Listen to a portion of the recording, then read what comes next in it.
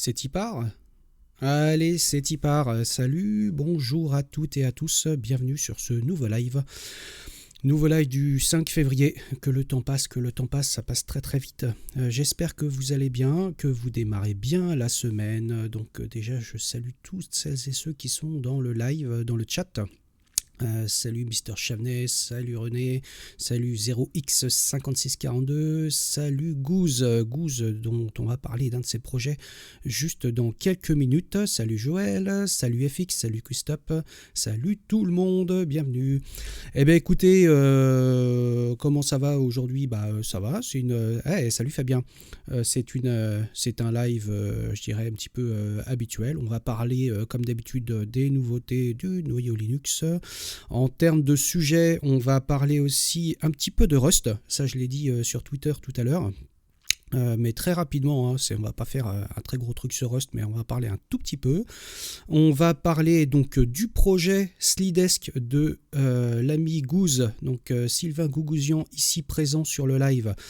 Donc Slidesk, qui est un outil qui permet de créer des présentations de type slide pour les conférences par exemple, uniquement avec du Markdown. Il a créé un super projet, je vais vous partager ça tout à l'heure, quelque chose qui va s'utiliser un petit peu comme Reveal.js pour celles et ceux qui connaissent, qui est jusqu'à présent en tout cas mon outil préféré, mais je vais quand même parler du projet de Sylvain, puisqu'il l'utilise lui-même en conférence et d'autres personnes l'utilisent en conférence, et donc ça vaut le coup de vous partager tout ça. Salut le Dev Breton, salut SES, salut The Berton, salut Metamstrad, bienvenue, installez-vous, on va bientôt commencer. Donc SIA, j'ai l'impression que ça c'est du spam ça. Ouais, nous sommes de très jolies fleurs, ouais, ça m'a l'air d'être du spam tout ça. Salut Yodamad. Et puis donc pour terminer, je vais vous parler de bazar et de cathédrale, la cathédrale et le bazar, qui est un essai qui a été écrit par Eric Raymond, qui a popularisé le terme open source notamment. Je vais vous en parler un petit peu tout à l'heure. J'aimerais revenir un petit peu sur cet essai qui est assez fondateur et je pense qu'il était plutôt visionnaire quand il a été écrit il y a entre 25 et 27 ans à peu près. Voilà, bon, sans plus tarder, on va commencer tranquillou par les petites news de la semaine. Je vais vous partager mon écran. Allez, c'est parti. Donc, comme d'habitude, Linux 6.8 continue sa fenêtre d'intégration. On en est donc à la Release Candidate 3.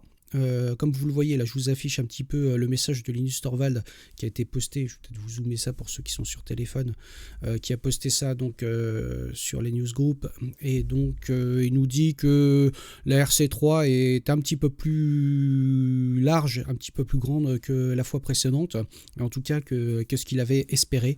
J'ai l'impression que cette version 6.8, il y a quand même pas mal de petits problèmes au niveau du dev, des petites régressions qu'il y a eu, j'en parlais la semaine dernière au niveau des file systems, au niveau de différentes choses. Et donc là, évidemment, à part les parties donc, de correction au niveau des pilotes, notamment au niveau du son, au niveau des GPU, etc. Et il y a eu quelques fixes qui ont été apportés, quelques petites corrections de bugs sur la partie file system, donc TraceFS et ext4 comme il le dit, et un gros morceau sur la mise à jour du tooling, notamment kconfig qui a été mis à jour. Vous pourrez aller voir un petit peu les changelogs si ça vous intéresse. Kconfig, je le rappelle, qui est le système de configuration du noyau qui nous permet de le construire. Donc il y a, au niveau de tout du tooling autour de kconfig et du reste, il y a eu pas mal d'évolutions, mais rien qui touche au noyau lui-même, entre guillemets, c'est surtout la façon de le construire. Voilà, après tout le reste, c'est... comme il dit, c'est une collection un petit peu random de différentes corrections et de petites modifications par-ci par-là. Rien d'extraordinaire. J'ai l'impression que cette version 6.8 est un petit peu plus dure en termes de fenêtre d'intégration par rapport à la 6.7 et à la 6.6. Il faut rappeler quand même que la 6.7 en termes de version a été une version qui était assez grosse, avec de très très très gros chunks de code qui ont été ajoutés, notamment au niveau des file systems, notamment au niveau de plein de choses, de pilotes et tout ça. Pour ça, référez-vous au live des semaines précédentes où j'en parlais, ou en tout cas vous pouvez aller voir directement sur les newsgroups, ou les changelogs. Mais c'était une très très grosse version. J'ai l'impression que du coup la 6.8 elle paye un petit peu de ces choses, parce qu'il y a des petites choses qui bougent, qui viennent à corriger un petit peu ce qui avait été fait, ou refactorer ce qui avait été fait précédemment. Donc voilà. Quoi d'autre à part ça? Écoutez, moi je pense qu'on va parler un petit peu de Rust, et je vais vous partager mon écran de ce pas.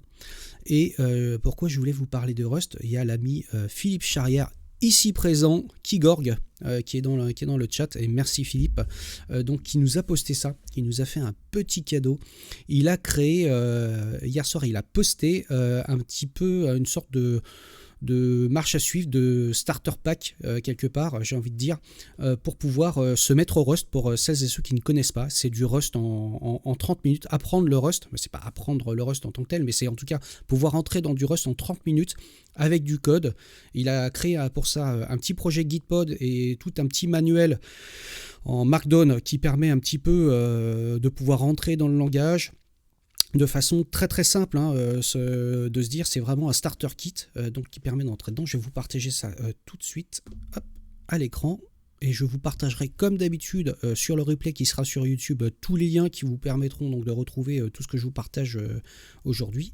Je vais zoomer un petit peu, ce sera mieux. Voilà. Donc le titre, donc c'est un dépôt qui est présent sur GitHub, sur le compte Bots Garden. Donc apprendre Rust en 30 minutes. Ça c'est tout un programme. Évidemment, vous n'allez pas apprendre tout Rust, mais vous allez apprendre un certain nombre de concepts. Ça va vous permettre de vous mettre le pied à l'étrier, de rentrer dans le langage, et de commencer à faire des petites choses intéressantes, comprendre le borrow checker, comment sont déclarées les variables, les différentes structures de contrôle, etc.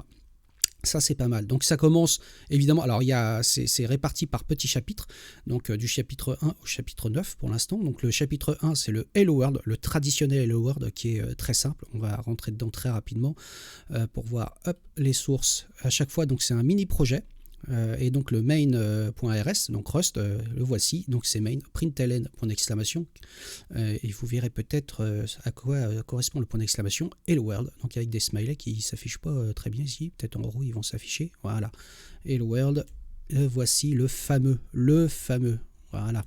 Comme vous le savez, si vous suivez Philippe Charrière, alias Kigorg, allez le suivre si vous ne le faites pas encore, sur les réseaux, donc dans les internets, sur Twitter, Blue Sky et tout le reste. Philippe est grand amateur de smiley et donc il en met partout. Je vais revenir un petit peu en arrière. Donc ce projet, on va dire, pour apprendre Rust en 30 minutes, il est assez bien structuré. Vous avez donc le readme.md qui vous permet de vous expliquer comment vous pouvez l'ouvrir dans Gitpod, comment vous installez Rust, vous écrivez votre premier Hello World, qui est le chapitre 1. Salut Nida, bienvenue. Ensuite, vous avez la partie comment déclarer des variables, des types de données. À chaque fois, vous avez un petit peu d'explication et ensuite, vous pouvez vous référer directement au code source qui est dans le numéro de chapitre, par exemple, pour les variables, ce sera 02-variable.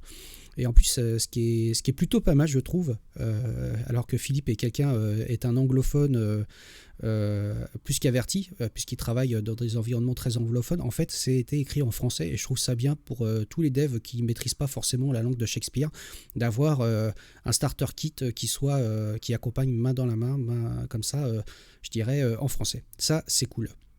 Donc, je reviens, on avait les structures de données, les variables et types de données, les structures de contrôle avec les if, les sif, les boucles et tout ça.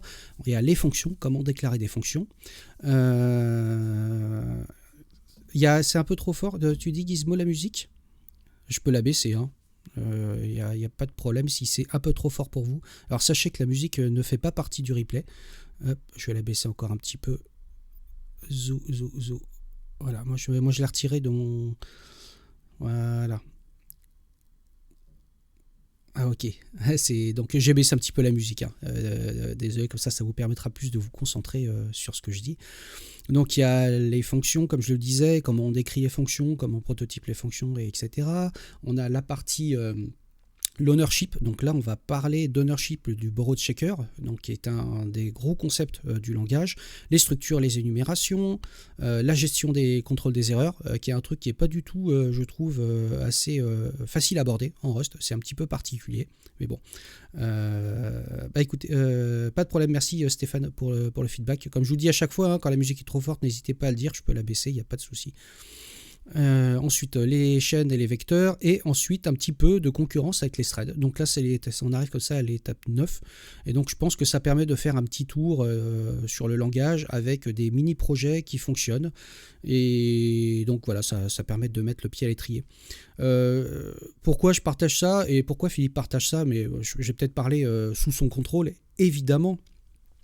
Comme dit Philippe, hein, c'est relativement simple, mais si tu n'as jamais codé, ça peut être rude. C'est évident. Ça s'adresse à des gens qui ont déjà un petit peu de background en termes de codage, mais ça permet de pouvoir se mettre un peu le pied à l'étrier là-dessus.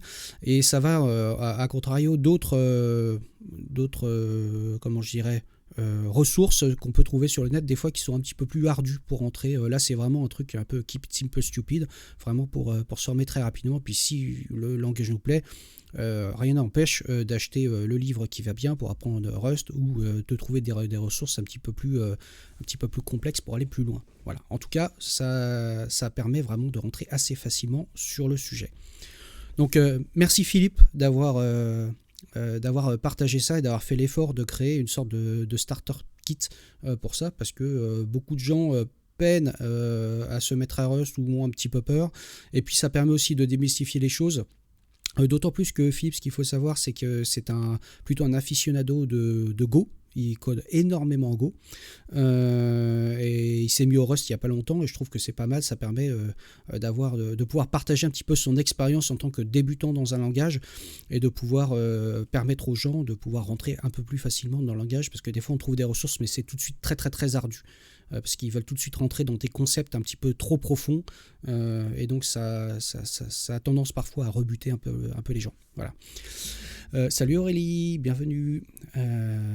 Voilà, donc je voulais vous partager ça. Moi, je trouve ça plutôt cool. Alors Stéphane, toi tu dis j'ai pas réussi à aller au bout du tuto officiel. Oui, bah c'est ça. Déjà le tuto officiel, ou les différents tutos qu'on peut trouver sur le net, des fois sont un petit peu complexes. Et là, je trouve que d'avoir un truc étape par étape, c'est quand même cool. Voilà, donc ça c'était ce que je voulais partager sur Rust. Je ne vais pas m'étaler un peu plus sur le sujet, et je vais passer à l'autre sujet dont je voulais vous parler. On en a un peu parlé ces derniers jours sur Twitter notamment. C'est donc Slidesk de l'ami Sylvain Gougouzian alias Gouz, qui est aussi dans le chat en ce moment même, puisqu'il y a quelques jours j'avais partagé une ressource qui était Reveal.js MD, donc qui permet de créer des présentations complètes en Markdown, mais basées sur Reveal.js. Donc Reveal.js, je le rappelle, qui est un framework qui permet de créer des présentations, qui est un framework ultra puissant, hein. Je dis framework, oui, librairie, bibliothèque, j'ai envie de dire. Mais bon, en tout cas, c'est un outil qui permet de créer des présentations simples directement avec du HTML et du CSS. Et Reveal.js apporte un certain nombre de choses qui sont vraiment super top et super poussées. Des animations, des transitions, de la mise en page automatique, etc., etc. Donc c'est un super outil que j'utilise depuis plusieurs années, notamment pour préparer mes présentations de conférences. Mais des fois, effectivement, ça peut être le marteau pilot pour écraser la mouche, où on peut très bien ne pas vouloir écrire un petit peu de HTML et éventuellement un peu de CSS ou du JS, mais même si Reveal.js ne pousse pas ça, et de pouvoir écrire simplement ces slides uniquement avec du Markdown. Et Sylvain, ici présent, a créé un outil donc, qui s'appelle Slidesk, donc, qui, si je ne m'abuse, je vais parler sous ton contrôle, hein, Sylvain, signifie slide for desktop, ou quelque chose comme ça, ou slide desk, mais bon, tu me corrigeras si je dis des bêtises. Et donc c'est un projet qui va vous permettre donc d'écrire des fichiers en Markdown, ou en tout cas avec un sous-ensemble de la syntaxe Markdown, et de pouvoir vous générer des slides directement dans votre navigateur, et pour pouvoir faire vos présentations. Donc ça c'est plutôt cool. C'est un outil qui est relativement simple, et je vais vous le présenter tout de suite. Alors, on va passer ici. Je vais fermer mes onglets. Hop, hop, avant de vous présenter ça. Alors, et je vous partage mon écran. Alors, Slidesk est disponible sur GitHub. Donc pour l'utilisateur, par l'utilisateur Slidesk et projet Slidesk, je peux le même faire à l'anglaise, Slidesk, yeah. Et donc c'est un dépôt que vous pouvez cloner directement et pour pouvoir l'utiliser. Vous allez pouvoir l'utiliser. Alors, vous avez différentes façons de l'installer. Si vous êtes sous macOS, il est directement installable par Homebrew. Sinon, vous pouvez utiliser aussi un conteneur Docker qui a été produit par Sylvain et donc qui est disponible sur le Docker Hub, donc assez classique. Mais par contre, si vous êtes comme moi, ni sur Mac et que vous n'avez pas spécialement envie d'utiliser un conteneur Docker pour faire ce genre de choses, vous pouvez simplement cloner le dépôt. Voilà, tout simplement ici, et utiliser Bun. Bun qui est comment je dirais, une sorte de... c'est un équivalent de Node.js, quelque part. C'est un runtime JavaScript, donc, qui permet donc de pouvoir compiler et de lancer l'applicatif. Bun, j'en avais déjà parlé sur Twitter il y a quelques mois, je crois. Bun, c'est un super runtime qui est déjà extrêmement performant, beaucoup plus rapide que Node.js notamment, qui est compatible en termes d'API. Et voilà, ça permet donc d'avoir un runtime qui est plutôt cool. Je vous présente ça tout de suite à l'écran. Voici Bun. Donc pour aller installer Bun, c'est très simple. Vous allez sur bun.sh et l'installation se fait simplement à l'aide d'un script. Donc curl bun.sh/install pipe bash. Et si vous êtes comme moi, faites d'abord un wget du fichier install, qui est un script bash. Regardez un petit peu ce qu'il y a dedans. Moi, j'aime toujours regarder ce qu'il y a dans les scripts avant de pouvoir les lancer un peu comme ça à l'aveugle. Et ensuite, vous avez juste à faire un chmod 755 et sudo install, et ça va vous installer Bun dans votre home directory. Il n'y a même pas besoin de faire sudo, pardon, excusez-moi, je vous dis une bêtise. Vous allez simplement taper install et automatiquement le script d'install va télécharger Bun et l'installer dans votre home directory dans un répertoire qui s'appelle .bun. Voilà, et vous ajoutez ce qu'il faut au niveau du pass dans votre bash RC.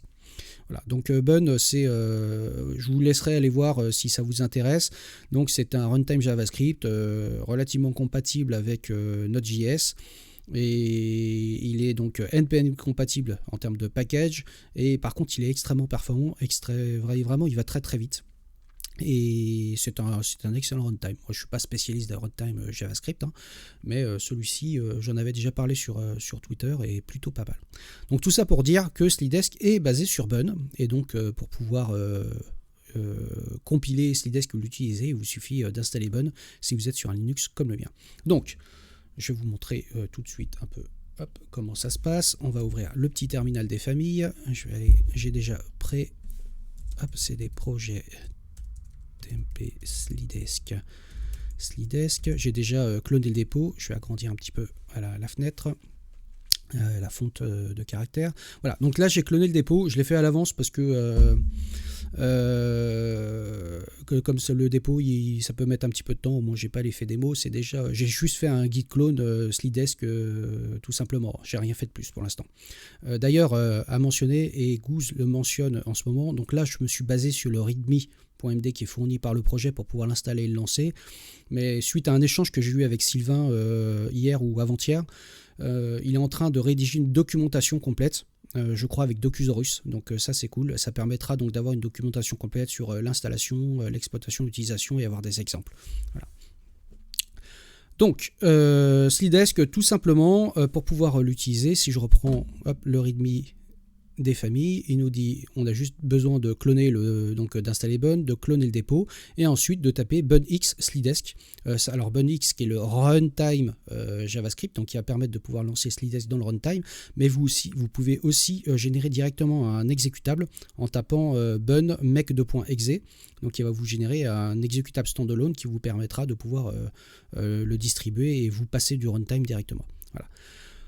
Donc, première chose à faire, je vais reprendre mon terminal, on va faire un... Mince, je me suis trompé de fenêtre, me voilà, donc on va faire un bun install, Voilà. Donc bon là il y a déjà tout en cache, donc c'est allé très vite. Donc là il télécharge tous les paquets dont il a besoin. Et évidemment c'est un peu comme NPM, vous pouvez faire un bun update qui va updater les paquets si c'est nécessaire. Et voilà. Donc ça il n'y a rien d'extraordinaire. Si vous êtes très habitué à Node, vous serez en terre inconnue, hein, bun install, bun update, etc. Donc, ouais, tu as raison de dire avec Bunix, on n'est pas obligé de clone. Mais voilà. Donc là, en tout cas, je vais faire un Bunix. D'ailleurs, je vais même générer carrément un exécutable. Donc, make2.exe. Donc, je vais faire un bun make.exe. Donc là, le runtime a compilé tous les modules donc, de Slidesk. Hop, et lorsque je fais un ls.exe, je me retrouve avec un exécutable ici qui s'appelle Slidesk. Donc on va faire file, Slidesk, voilà, et donc il nous dit que c'est bien un fichier ELF 64 bits, etc. Donc je peux directement placer quelque part dans mon système pour pouvoir utiliser Slidesk. Voilà, donc ça c'est très simple. Donc on va exécuter zoo, je vais me mettre dans l'exé, cd exe, voilà, /slidesk. Donc Slidesk, il me dit, si je le lance comme ça, il me dit main SDF was not found. Alors l'extension SDF, c'est l'extension qui est des slides, qui était finalement un fichier Markdown. On va regarder l'aide en ligne de commande. Donc l'aide en ligne de commande nous dit que on a différentes options qui sont disponibles. Et là, je peux créer une présentation en faisant par exemple Slidesk create hello. Par exemple. Voilà, le titre du talk Hello World. Alors, est-ce que j'ai envie de customiser la présentation? Il me dit non, je dis non par défaut. Voilà, donc il m'a créé un Hello, donc je peux faire un Slidesk maintenant. Slidesk, ça va être mieux, donc Hello. Donc là, il me lance la présentation et j'ai juste à me rendre sur localhost sur le port 1337. C'est ce qu'on va faire tout de suite. Bim. Hop. Et je me retrouve avec mon Hello World. Et voici ma première présentation, toute simple. Donc avec un gros titre qui est affiché. Bon, évidemment, là, c'est très simple. Mais on va aller plus loin. Donc, je vais quitter déjà Slidesk. Voilà. Alors, je vais éditer le Hello main SDF. Je vais agrandir la police de caractère pour vous. Voilà. Et donc, me voici avec ma première présentation ici. Donc, mon premier slide. Ici, je peux mettre mon premier slide. Voilà. Et je crée un nouveau tweet, my second slide. Et là, je vais dire zoo, mon second slide. Voilà. Ce que je peux faire, plutôt que d'arrêter et de relancer Slidesk à chaque fois, ce que je peux faire, c'est très simple. Je peux faire donc Slidesk, et il y a une option qui va permettre de pouvoir surveiller les modifications de fichiers. Donc je peux faire Slidesk, où est-ce qu'il est? Hello, donc je vais faire -W pour watch, hello. Automatiquement, il va me relancer la présentation, et je vais pouvoir modifier si c'est nécessaire directement en live. Alors attendez, je vais mettre ça ici. Donc Hello World, je vais retrouver mon premier slide, mon second slide. Admettons que mon second slide, je vais rajouter du texte. Voilà, ici, je rajoute du texte, j'enregistre, et hop, automatiquement, ça apparaît dans mon navigateur. Donc ça, c'est plutôt cool, ça permet de pouvoir construire ces slides au fur et à mesure, et de les voir se construire et de voir ce que ça va rendre automatiquement. Donc ça reste du Markdown, hein, ou un sous-ensemble de Markdown. Donc vous allez pouvoir évidemment utiliser des images, vous allez pouvoir utiliser un certain nombre de mise en forme, du gras, de l'italique, je crois qu'il y a du souligné peut-être, vous avez les listes évidemment, et vous pouvez customiser évidemment la présentation en modifiant un fichier custom.css sur lequel vous pouvez rajouter changer vos transitions, rajouter des nouvelles transitions, changer les couleurs, les styles de texte, etc. Ce qui est bien aussi, c'est que par rapport au Markdown aussi, il y a la notion d'include. Ah bah tiens, tu fais bien de le mettre, Sylvain, j'allais en parler. C'est-à-dire que si votre présentation est très grosse et que vous avez vraiment de nombreux slides, vous pouvez directement faire des includes. Hop, je vais y venir, je crois que c'est ici, quelque part. Je l'ai peut-être raté, je ne sais plus. Je vais faire CTRL F, include, voilà. Ici, les include, vous pouvez faire point d'exclamation include et vous pouvez donner le nom d'un autre fichier. Donc vous pouvez éclater votre présentation en plusieurs sous-fichiers. Et ça, c'est plutôt pratique, on aime bien. Sur les trucs qui sont pas mal aussi, il y a évidemment les speaker notes que l'on peut lancer, donc qui nous permet, donc on peut mettre des commentaires dans nos slides et les commentaires dans les slides seront affichés dans la vue speaker notes qu'on peut lancer. Je vais faire ça comme ça. Hop, on va mettre -help. J'ai pas encore tous les trucs en tête. En fait, -n, voilà, et ça va nous afficher les speaker notes et les speaker notes qu'on va retrouver donc sur sur le fichier, sur l'URL notes.html. Alors, je vais faire comme ça, toc, voilà, notes.html, et là je me retrouve ici avec les speaker notes qui seront ajoutés directement et que je pourrai consulter. Voilà. Et ici, on peut démarrer le timer. Alors oui, évidemment, il y a aussi cette notion de timer qui est pas mal. Donc on peut mettre des timestamps en disant, bah voilà, à tel endroit de mon talk, je dois en être au timestamp 22 minutes par exemple, etc. Voilà. Donc il y a plusieurs fonctionnalités qui sont assez intéressantes.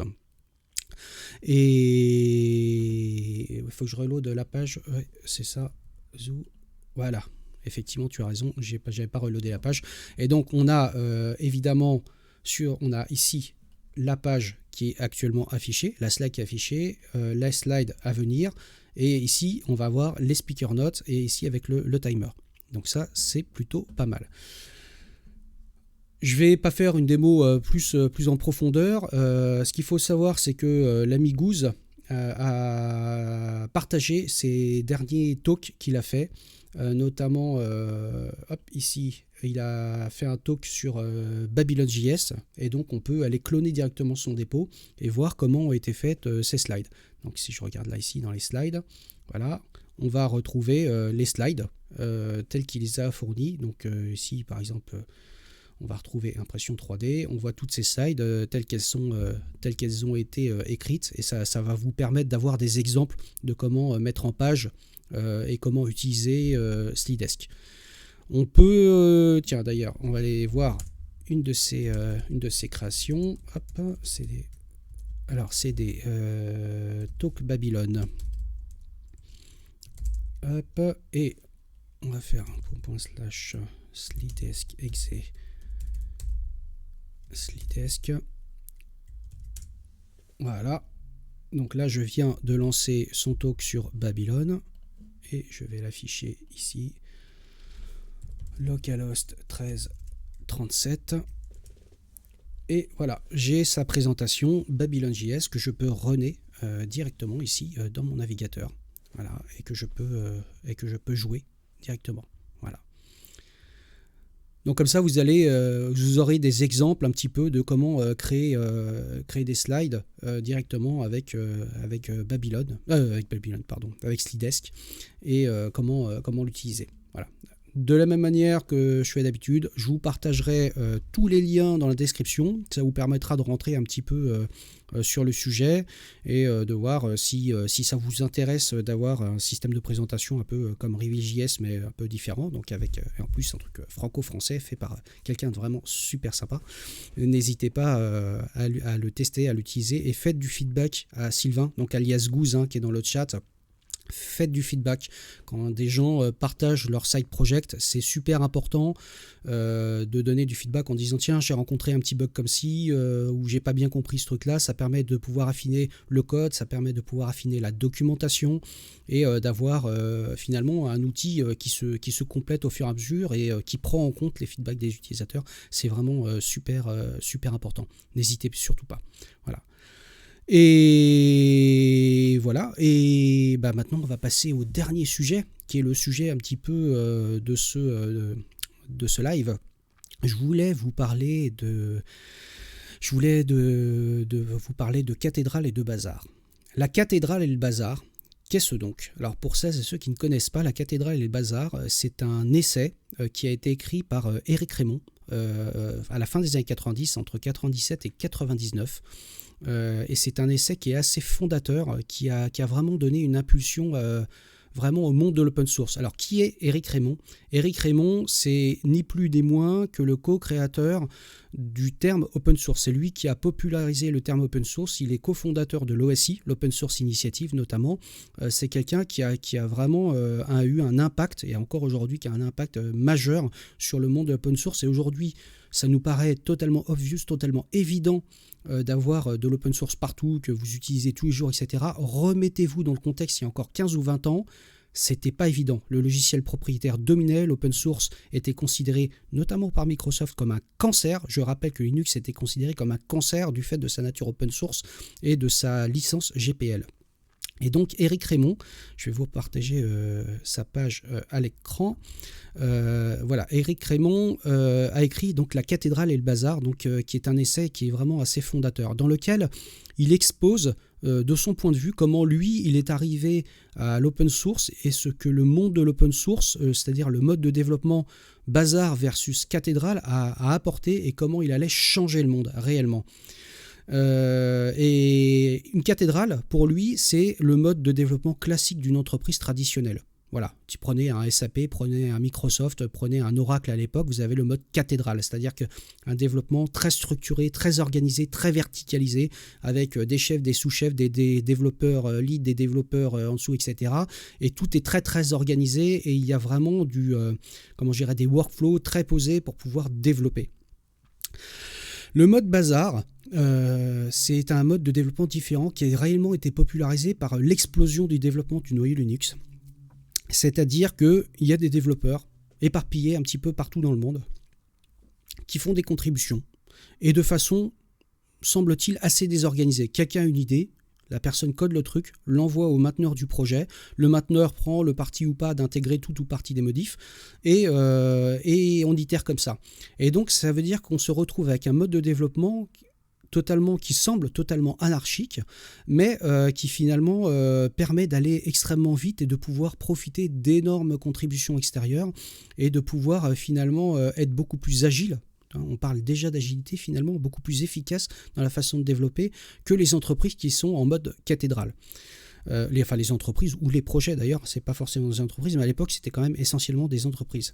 Et je vais vous poser donc la page, la homepage de l'ami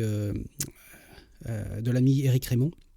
Donc Éric Rémond est connu par avoir été notamment le mainteneur de FetchMail, c'est-à-dire qu'il est arrivé vraiment à l'open source et en tant que contributeur majeur puis lead d'un projet justement au courant des années 90, ça a commencé au début des années 90 où il a commencé à contribuer sur un projet qui permettait de récupérer des mails qui ensuite s'est transformé en FetchMail et lui il avait une approche qui était très, très cathédrale à l'époque et il a expliqué justement que cette façon de pouvoir leader des projets open source avec des contributions venant de l'extérieur lui ont permis énormément de changer sa manière de voir, lui ont permis de mettre le doigt sur la puissance du mode de développement justement bazar, c'est-à-dire open source, tel qu'on le connaît aujourd'hui, c'est-à-dire avoir des contributeurs un petit peu partout dans le monde qui permettent de donner des contributions, de faire des contributions que ce soit en termes de code, en termes de documentation, etc. et de pouvoir avoir finalement, d'accepter le fait que des gens de l'extérieur, qu'on ne connaît pas forcément, puissent venir contribuer et enrichir le projet.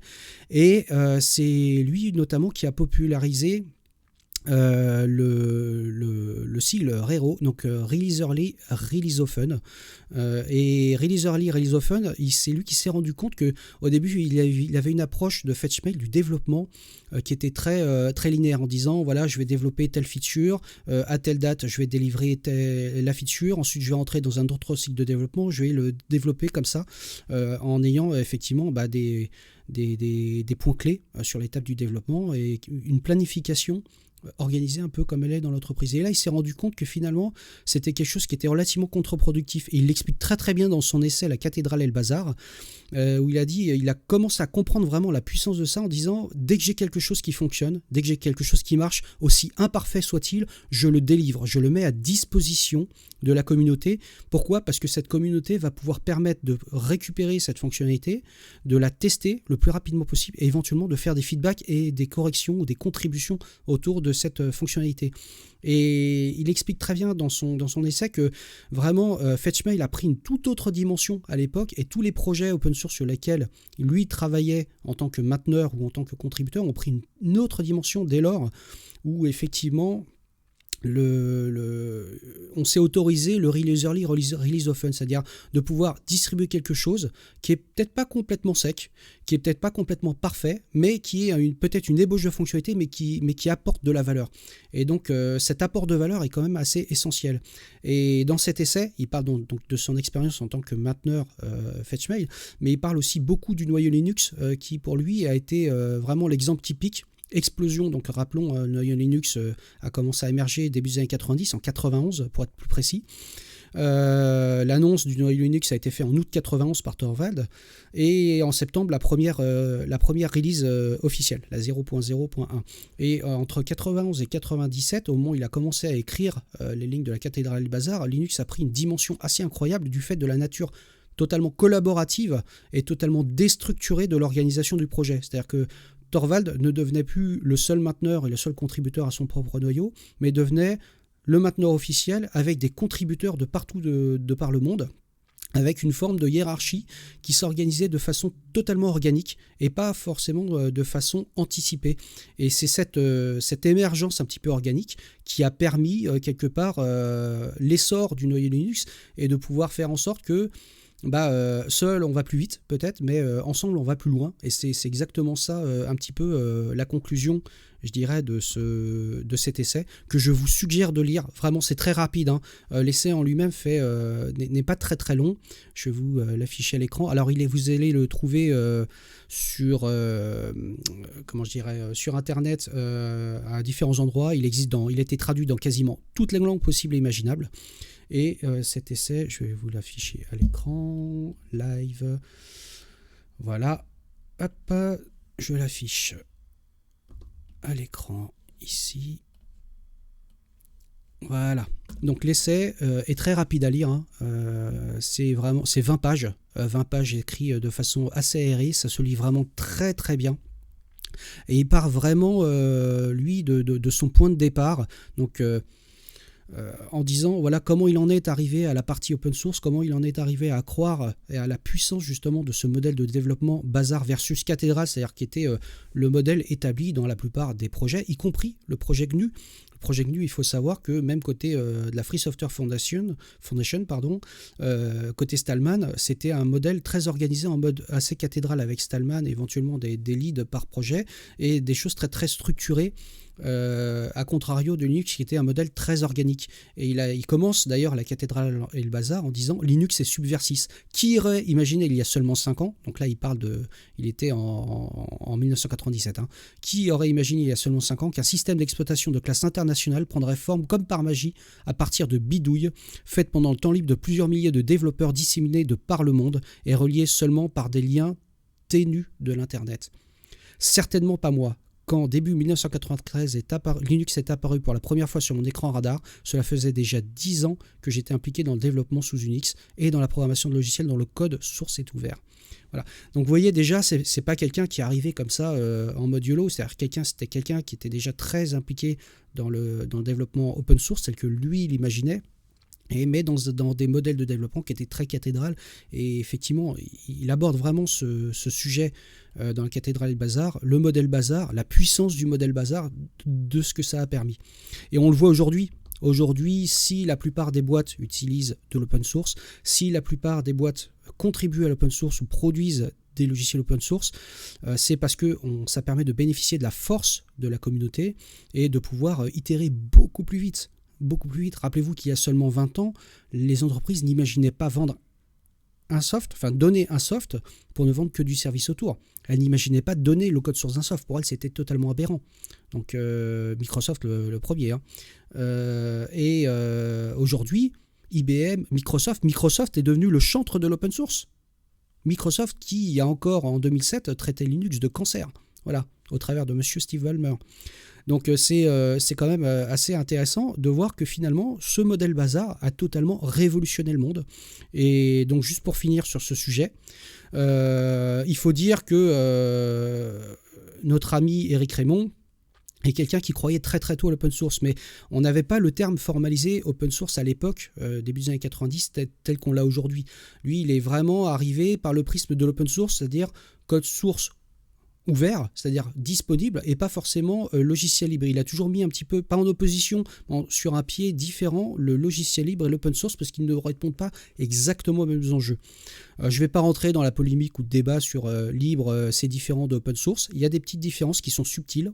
Il faut comprendre ces subtilités, mais Eric Raymond est finalement, par son implication et suite à son essai qu'il a écrit, donc qui a été publié en dernière version en 99, a créé l'Open Source Initiative, qui est devenue celle qu'on connaît, une fondation qu'on connaît, qui permet donc de recenser les licences open source et donc de promouvoir l'open source partout dans le monde.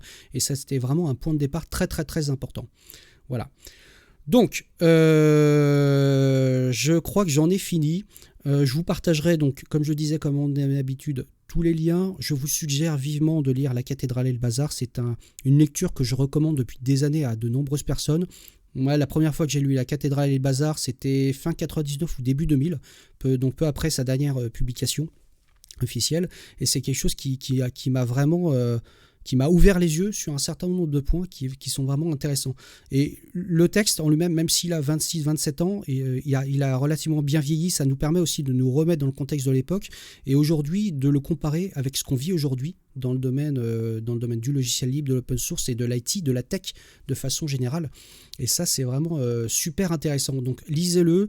Si vous avez des stagiaires, des jeunes padawans, des jeunes qui s'intéressent à l'open source, au développement logiciel, etc., faites-leur lire ce type d'essai. Ça va aussi leur permettre d'apporter des choses à leur culture générale, de pourquoi les choses sont faites ainsi aujourd'hui et comment on en est arrivé là. C'est pas arrivé d'un coup de baguette magique. C'est plus de 30 ans de changements profonds dans l'industrie du logiciel. Et aujourd'hui, on commence à arriver à quelque chose qui est relativement mature en termes d'écosystème open source et en termes de méthode de développement, donc avec des modèles vraiment très puissants. Le release early, release often, des modèles très agiles, des modèles très dispersés et en apparence désorganisés, mais qui arrivent à construire des choses extrêmement puissantes. Voilà. Donc c'était l'instant un petit peu philosophique de la journée. J'espère que je n'ai pas été trop brouillon, que je ne vous ai pas trop saoulé avec ce sujet. En tout cas, c'est quelque chose que je voulais vous partager depuis très très très très longtemps. De moins en moins de personnes aujourd'hui connaissent ce texte fondateur, et je trouve que c'est toujours important et intéressant de pouvoir remettre des textes un peu fondateurs comme ça au centre des discussions. Ça permet de prendre beaucoup de recul. J'en ai fini sur ce sujet. On va aller basculer, on va aller faire un raid des familles chez l'ami Titi Moby qui vient de nous dire que son live est prêt et qui va faire donc un live peut-être boxon puisqu'on est spécial cathédrale et bazar, et donc vu que c'est un peu le bazar chez lui, voilà, il va faire ça. Donc on va faire un raid chez l'ami Titi Moby. C'est pas rangé, mais c'est normal, c'est le live bazar. Donc on va partir chez l'ami Titi Thierry tout de suite. Moi je vais vous souhaiter une excellente semaine, je vous fais plein de bisous, je vous dis à la semaine prochaine, ciao ciao ciao, bye bye.